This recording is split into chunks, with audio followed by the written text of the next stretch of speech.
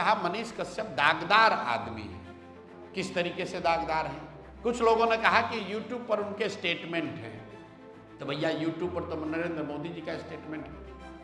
नरेंद्र मोदी का भाषण सुने थे ना लोकसभा में, उनको किसी ने कोई कार्रवाई किया? स्वराज वो बड़ी व्यवस्था है जिसमें हर वो व्यक्ति जो बिहार को सुधारने के लिए अपना योगदान करना चाहता है, वो चाहे किसी भी पृष्ठभूमि का हो, चोर बदमाश हो तो उसको नहीं लिया जाएगा, लेकिन अगर वो गरीब घर का है, अगर उसके पिताजी विधायक नहीं है, वो किसी बड़े बाप का लड़का नहीं, ये हम लोग के यहाँ किसी को एक्सक्लूजन का क्राइटेरिया नहीं है। अगर कोई मार्ग से भटका हुआ व्यक्ति वापस आकर सही रास्ता पकड़ना चाहता है तो हम लोग की जिम्मेवारी है कि उसको सही रास्ता अपनाने में मदद की जाए, उसको छोड़ न दिया जाए।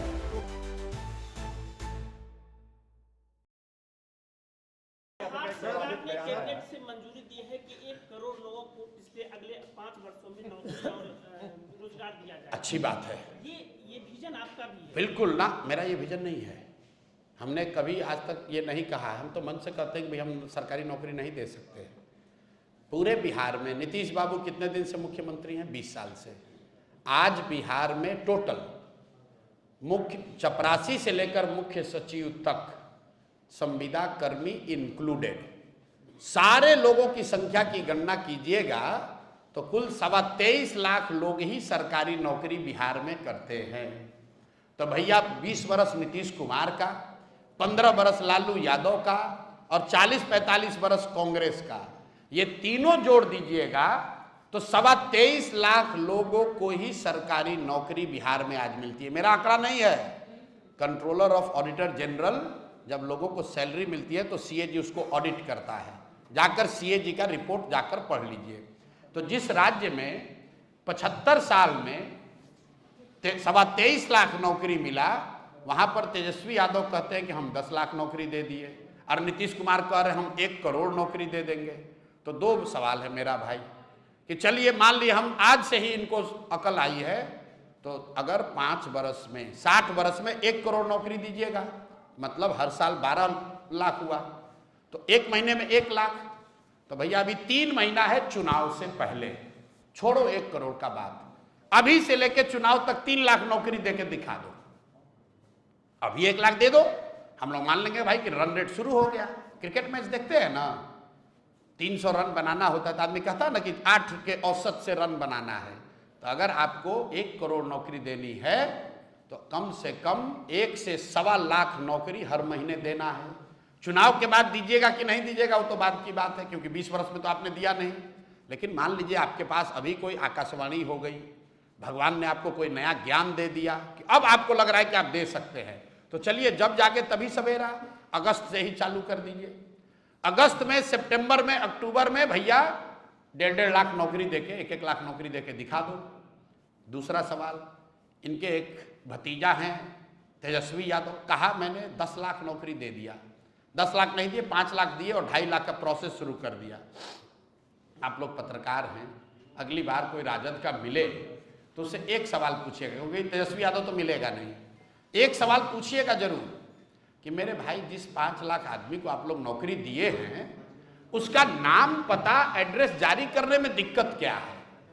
भाई नौकरी तो आप ही दिए हैं, सरकार उसको सैलरी देती है, तो जिसको भी आप नौकरी दिए उसका नाम पता एगो जारी कर दो कि ये 5 लाख आदमी है जिसको नौकरी मिली है। हम लोग सब लोग मान लेंगे कि तुम्हें वो माता च पिता, तुम ही वो व्यक्ति हो जो 5 लाख नौकरी दे सकता है।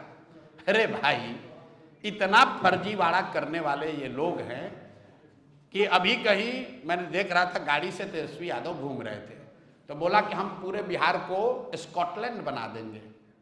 कभी गलती से गए होंगे स्कॉटलैंड घूमने लूट के पैसे से, तो कहता है पूरे बिहार को स्कॉटलैंड बना देंगे। आपने, हमने सुना है मोदी जी ने कहा था बनारस को क्वेटो बना देंगे। तो भैया हम लोग को क्वेटो और स्कॉटलैंड नहीं बनाना है, बिहार में जीने रहने खाने की व्यवस्था हो जाए, लोगों के लिए पढ़ाई, रोजगार, खाना और तन पर कपड़ा हो जाए। पहले उसकी व्यवस्था तो 35 वर्ष में कर नहीं पाए।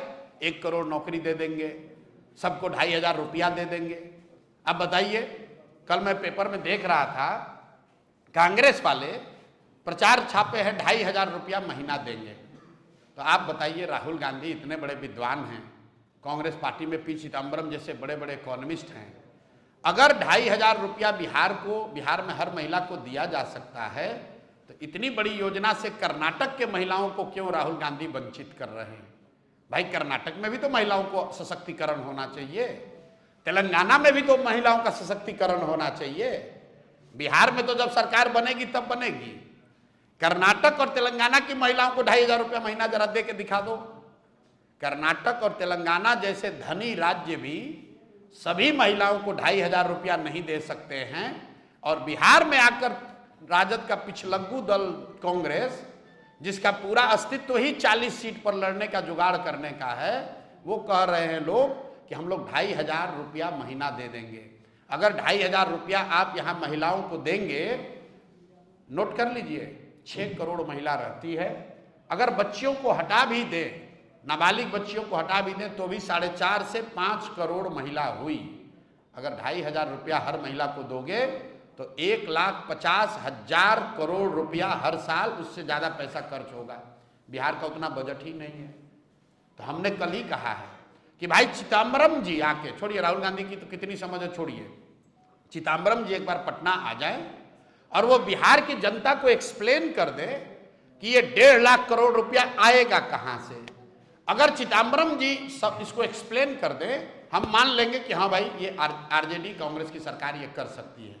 लेकिन चिदम्बरम जी आकर ये बता दे बिहार में कि कहाँ से 2,500 रुपया हर महिला को दिया जाएगा, और क्यों ये योजना कांग्रेस की सरकार कर्नाटक में या तेलंगाना में या तमिलनाडु में क्यों नहीं कर पा रही है। ये चिदम्बरम आकर बता दे, बिहार की जनता मान लेगी। अरे भाई, ये वोट लेने का निरा बेवकूफ बनाने का उपाय है, ना ये मिल सकता है, ना इनको देना है।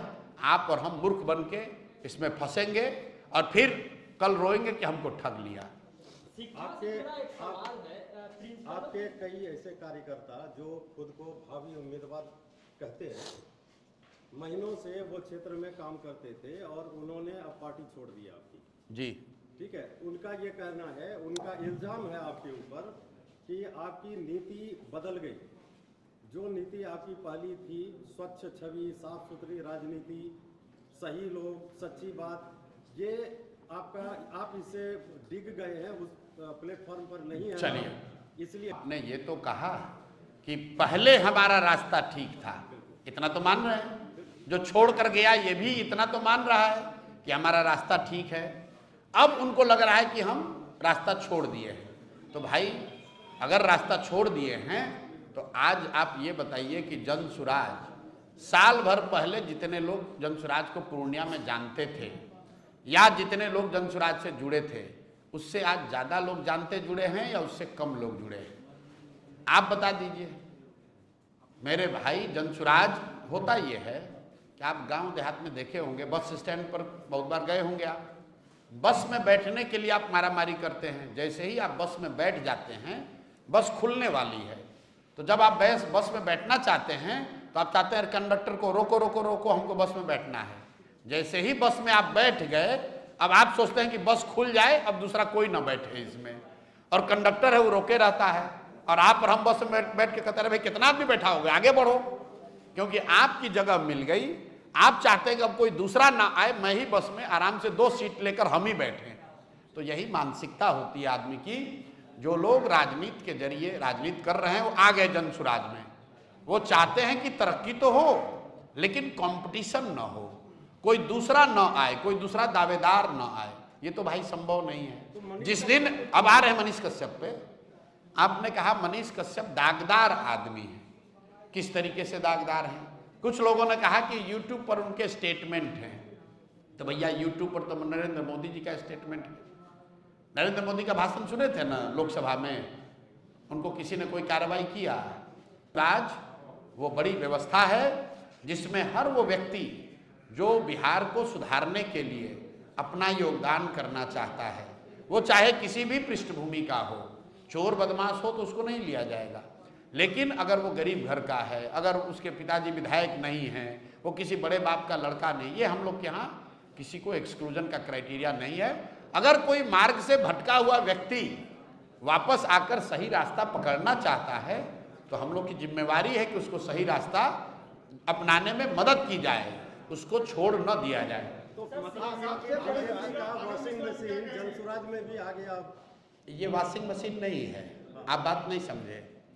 अगर आप गांधी को जानते पढ़े लिखे हैं, गांधी को आपने पढ़ा है, तो ये गांधीवाद है कि अगर कोई व्यक्ति अपना रास्ता रियलाइज करे कि मैंने से गलती हो गई, तो ये चाहे आप गांधी को मानते हैं तो भी ये गांधी का रास्ता है, अगर आप सनातन को मानते हैं तो भी ये रास्ता है, अगर आप इस्लाम को मानते हैं तो भी ये रास्ता है, क्योंकि हर व्यक्ति को सुधारने का, प्रायश्चित करने का अवसर मिलना चाहिए, अगर वो ईमानदारी से अपनी गलती मानकर सुधार करना चाहे।